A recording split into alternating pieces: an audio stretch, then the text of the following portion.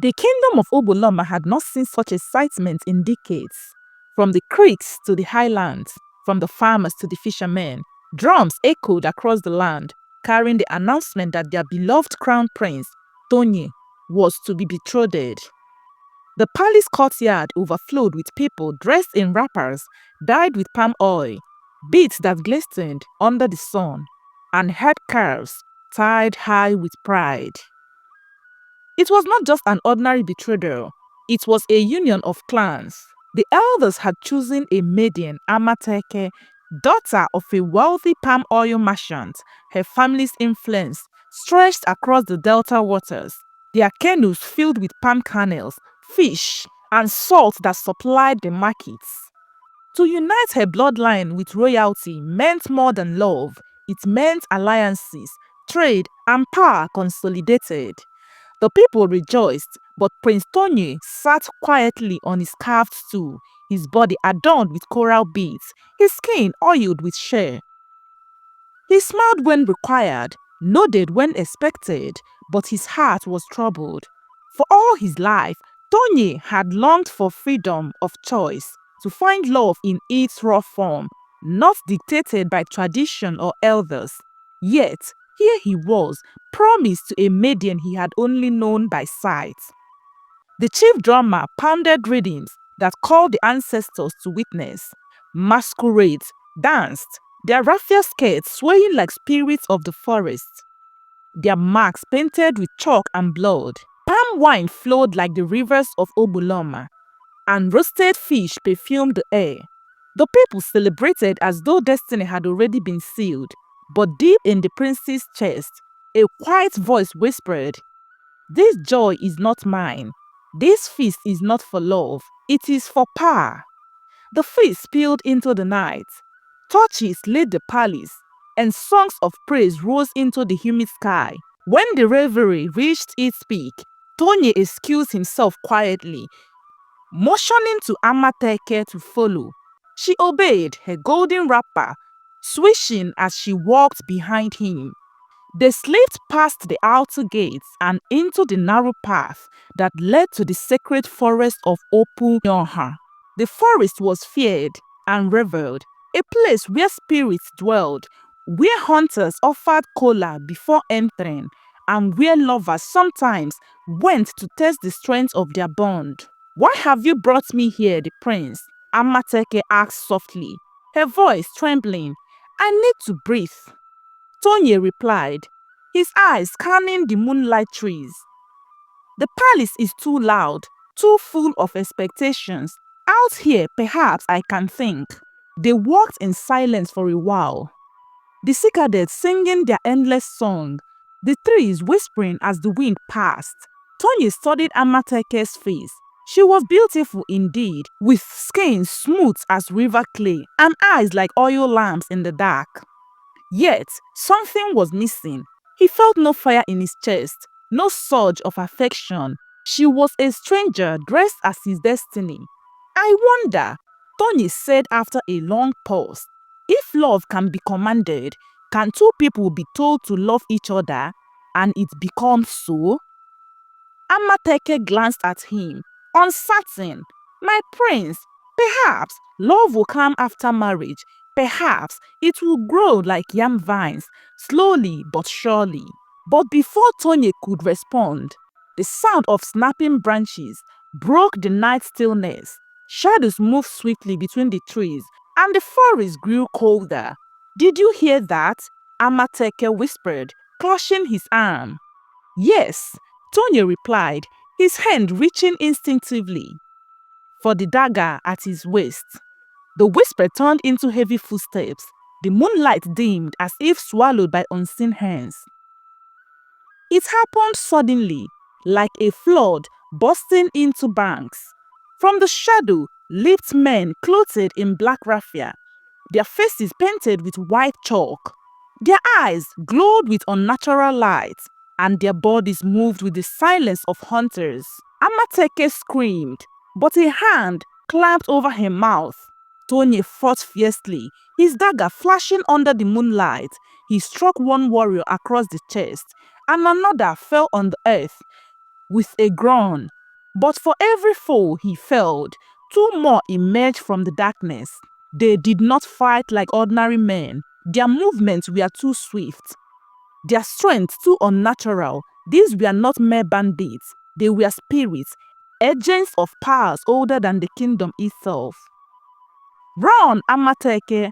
Tonye cried, but she was already bound by ropes of glowing fiber.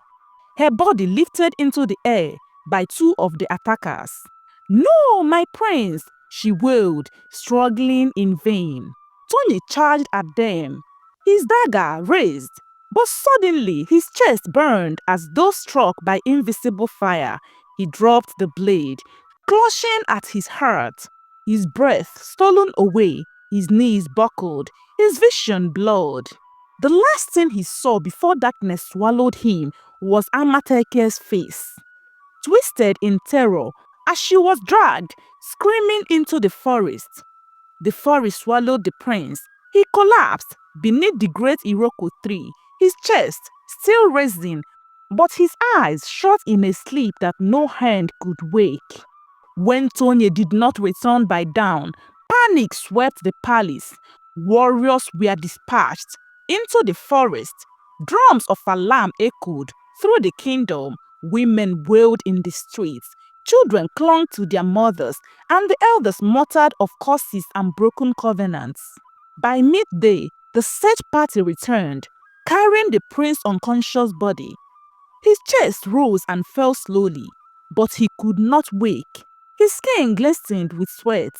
His lips moved faintly, as though murmuring in dreams, but his eyes remained shut. The people of Ogboloma wailed, for a kingdom without its heir was like a canoe without a paddle. "What has befallen our prince?" cried Queen Abby. The healer came with herbs, chanting and sprinkling powders on his brow. They rubbed his body with oil, they burned incense, but nothing stirred him. "These were no men," said Elder Abere. "These were spirits, angered by something we do not yet understand." For 7 days and 7 nights, the prince lay beneath the Iroko tree where he had fallen. The people kept vigil, offering sacrifices of yam, fish, and palm wine, yet he did not wake. The kingdom mourned, not just the loss of the prince's consciousness, but the disappearance of his betrothed. Amateke had been taken, and a cry still haunted those who had heard them echo through the forest. The land grew heavy with fears, and the palace became a place of sorrow. On the 8th day, the chief priest of Ogboloma, Woyengi Okuru, emerged from the shrine. His face was painted in white chalk, his body clothed in raffia and beads. He carried a staff carved with the head of serpents and crocodiles. The people gathered as he raised his voice, deep and commanding. "I have spoken with the ancestors. I have walked the path of the river gods. I have seen what binds our prince in sleep." The crowd held its breath. It is not poison that keeps him down. It is not wounds of the flesh. It is a spell woven by spirits of the mangroves. A spell that only one thing can break. "What is it, O priest?" the queen cried desperately. The priest struck his staff against the earth, and the ground trembled. Only the song of a maiden, sung not for power, not for wealth, not for glory, but from a heart that loves with no desire but his life. Only such a song will wake him. The crowd gasped. Maidens whispered among themselves. Some clutched their beads tighter. Others smiled secretly at the thought of becoming queen if their voice proved true. "But beware," the priest added, his eyes blazing. "The spirits know deceit. They will not be moved by empty voices. Only sincerity can pierce the veil of sleep. Only love can call him back." The people bowed their heads in fear and awe. Thus began the search for the voice that could wake the sleeping prince. The news of the priest's prophecy spread like wildfire across Ogboloma. Every maiden from the fisherman's daughters to the daughters of the wealthy traders came forward with eagerness. The palace courtyard became a stage. Day after day, maidens lined up before the great Iroko tree where the prince lay. His body glistened under the shade, as if he were in a slumberous trance between worlds. One by one, the maidens sang. Some sang praise songs, their voices high and filled with ambition. Oh, Prince, rise and behold the beauty that waits you. I am the one destiny has chosen. Others sang of riches, promising him wealth and abundance if he woke and chose them. But the prince did not stir. His chest rose and fell gently. His lips still murmured in unknown dreams. The air would shift sometimes, as if listening, but silence always returned. Day after day, dozens of maidens sang. Some had sweet voices but empty hearts. Some had strong hearts but weak voices. None carried the power of sincerity that the spirit demanded. By the seventh day, the people grew restless. Perhaps the priest was wrong. Some muttered, perhaps the prince will never wake. But the priest stood firm, leaning on his staff. The song has not yet been sung, he said, his eyes fixed on the horizon. As the maiden sang, the prince's spirit wandered far from the living world. In his dreams, Tonye walked along the river of dead, where the waters glowed silver and the air smelled of salt and palm wine. Shadows moved across the river, spirits of ancestors whispering his name. Tonye, Tonye, they called, their voices like waves breaking on the shore. He tried to walk back, but his feet felt heavy, as if chained to the riverbed. In the distance, he saw Amateke, his betrothed, bound by ropes of light. Her mouth opened in a silent scream. She reached for him, but each time he tried to move closer, the river rose higher, pulling him back. He screamed, but no sound left his lips. He was trapped, caught between his life and death, love and duty. Meanwhile, in the living world, his body lay unmoving, his face peaceful yet pained. The silence around him grew heavier. The people began to fear that the prophecy might never be fulfilled. In a small hut by the riverbank of Ogboloma lived Abere, a maiden of no wealth or noble family. She was the daughter of a fisherman who had long passed away, leaving her with her widowed mother. Their lives were simple, casting nets in the creeks, gathering periwinkles, and selling palm oil in the markets. But Abere had one gift that set her apart: her voice. Each evening after work, she would sit by the river and sing. Her songs were not of glory or ambition, but of life itself. The laughter of children, the pain of hunger, the beauty of rain on the mangroves. She sang because it eased her heart, and her melodies carried across the water like whispers of the wind. Children often gathered around her, clapping and swaying. Even elders paused to listen, for her songs touched places words could not reach. When Abere heard of the chief priest's prophecy, she did not rush to the palace like the others. She shook her head and told her mother, "What voice do I have among so many? Who am I, a poor girl of the river, to wake a prince?" But her mother looked at her with steady eyes. "Child, when the spirits call, they do not ask for wealth. They ask for the heart. If your heart is true, then your son may be the one." When Abere finally gathered the courage to approach the palace, the courtyard was filled with maidens dressed in their finest wrappers, their hair adorned with coral beads, their eyes flashing with competition. When they saw Abere step forward in a simple wrapper of faded cloth, whispers rippled through the crowd. "Look at her!" one sneered. "The fisherman's daughter dares to think she can wake a prince? Her voice belongs to the river children, not to royalty. She will shame herself before the king." The laughter stung, but Abere walked on quietly. She was not here for their approval. She was here because something inside her urged her to try. The queen herself frowned when she saw Abere. Is this what we have been reduced to? Every market girl thinks she can sing for my son. But the chief priest lifted his staff. Let her sing. The spirits recognize no class, only truth. The crowd fell silent. Abere stepped before the Iroko tree.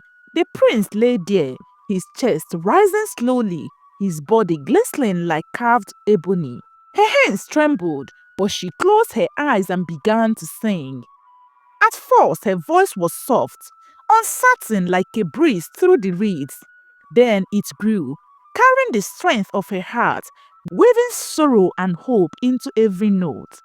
She sang not of riches, not of the crown, but of the prince himself, of the pain of seeing a kingdom without its heir, of the grief of a mother without her son, and of the longing of a people who still believed in him. Her song rose into the air, pure and unadorned. Birds ceased their calls. The wind hushed. Even the leaves of the Iroko tree trembled as if listening.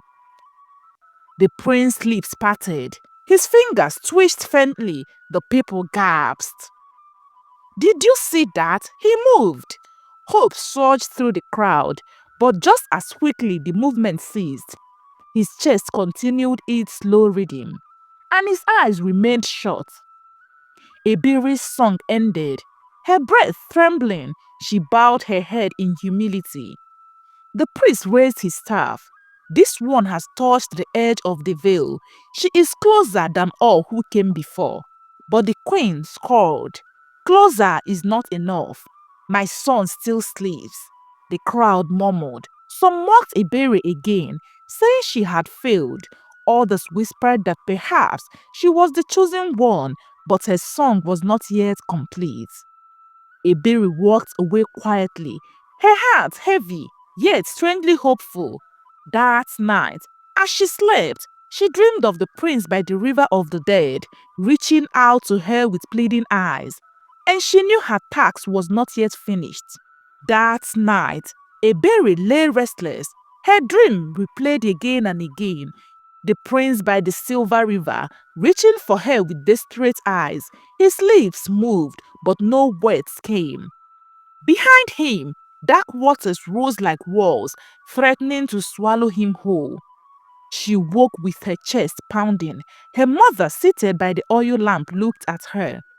You saw him again, didn't you? Yes, Mama. He is trapped and I feel he calls me. Her mother touched her hand gently. Then you must go back, child. Not for the throne, not for the praise of men, but for the prince's life. Go to the Iroko tree and sing again. Before dawn, Abere rose, washed in the river, and adorned herself with nothing but a simple wrapper and a mother's old coral necklace. Guided by the dream, she walked barefoot into the sacred forest, the path lit by the pale glow of fireflies. When she arrived at the Iroko tree, the prince lay there as before, still, silent, his chest rising faintly. A candle flickered by his side. Left by the priest, Abere knelt before him, her heart trembling, and whispered, Tonight I will sing until your spirit hears me. She began to sing. This time, her voice rose stronger, clearer. It carried the cry of a woman's heart, pure love without demand. The forest stirred. The wind wrapped around her song and carried it deep into unseen realms. Suddenly, the ground shook. From the shadows appeared ghostly figures, the same spirits who had ambushed the prince and taken Amateke. Their eyes glowed, and their voices hissed like snakes. He belongs to us. He walks our river now. Abere's song faltered as fear gripped her. But then she remembered the prince's pleading eyes in her dream. She closed her own eyes and poured all her soul into her voice. She sang of freedom. She sang of life beyond chains. She sang of love that asks for nothing but presence. The spirit shrieked. The air grew heavy. In the vision of the dream, the ropes binding Amateke's ghostly form began to loosen. The river of the dead rippled, disturbed by the melody. Still, the spirits fought. Your voice cannot match our hold, they roared. But Abere lifted her song higher. It was no longer just a song, it was a prayer, sacrifice and love woven together. The spirits began to wither, their forms scattering like smoke in the wind. The battle was fierce, but her heart did not waver. The night held its breath. Then, with a gasp like a man surfacing from drowning, the prince's chest heaved. His eyes fluttered open for the first time in moons. Tears streamed down his face as he blinked at the world, his lips trembling. He looked up, and the first face he saw was Ibere's. Her eyes shining with tears, her song still flowing. "Where am I?" Tonye whispered, his voice weak but alive. "You are home," Abere said softly, her hand hovering near his. "You are safe." The people who had gathered silently behind her burst into cries of joy. Women ululated, men beat drums, children danced in wonder. The queen collapsed to her knees, sobbing with relief.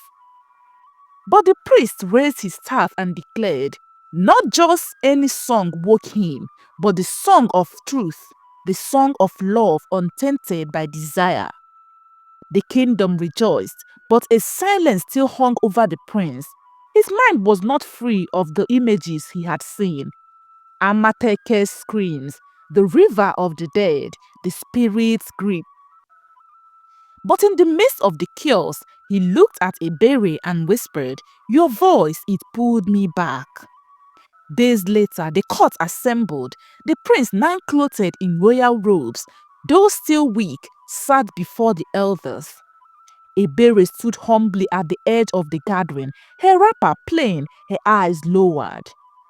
The queen rose. "This girl may have stirred my son, but the betrothal remains.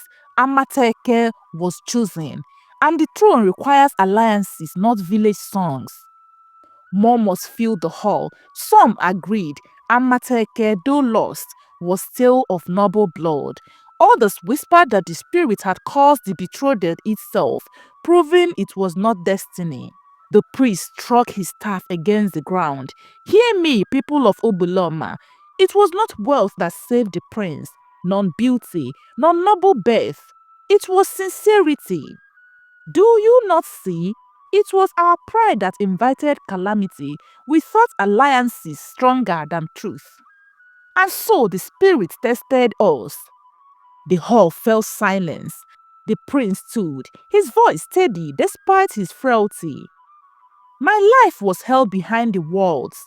I saw the truth. It was not the hand of Amakete that reached for me. It was the voice of Abere that pulled me back. If the gods have spoken, who are we to resist?" Abere looked up, startled, her eyes wide. The queen's face hardened, but she could not argue against the voice of her son or the authority of the priest. The elders bowed their heads in acceptance. The kingdom celebrated once again, but this time the joy was deeper and freer. The masquerades danced, not for alliance but for gratitude. The drums beat, not for wealth but for life restored. The prince and Abere walked hand in hand beneath the Iroko tree, where he had once slept. The candle still burned faintly at its roots, a reminder of his long silence. "Why did you sing for me?" he asked her softly. "Because your life mattered more than what I could gain," she replied. "I could not bear to see our kingdom mourn forever." Tonye smiled, a genuine smile that lit his face. "Then I owe my life not power but to love." The priest's final words echoed in the people's hearts. "Let this be remembered. Children of Ogboloma, love is not commanded by elders, nor arranged by wealth. It cannot be chained, nor decreed. It flows like the delta waters, free, pure, and powerful. Only such love can wake the sleeping heart. From that day, the story of the prince who slept and the maiden who sang became legend in Ogboloma, carried down the generations as song itself. And the Iroko tree, where he had once lain, became a place where lovers gathered, not to bind themselves by force, but to test the truth of their own hearts. For it was said that if one sang with sincerity beneath its branches, the spirits themselves would listen.